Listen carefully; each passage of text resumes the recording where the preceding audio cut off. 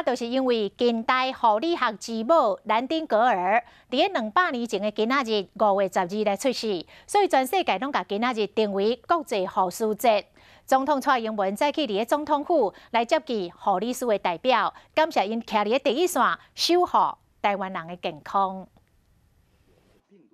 疫情期间，蔡总统减少公开活动，不过5月12国际护士节，被以天才加做总统府的贵客。口罩压痕被网友封为是光荣的印记啊，那我相信这些光荣的印记会一直留在台湾人民的心底。尤其今年新型冠状病毒全球大流行，医护人员伫第一线，为了守护民众的健康，真辛苦，功劳嘛真大。蔡总统代表全面向医护致谢，嘛有实质的奖励。急诊医护纳入津贴奖励对象，急救责任医院的防疫奖励，以及收治确诊个案的奖励。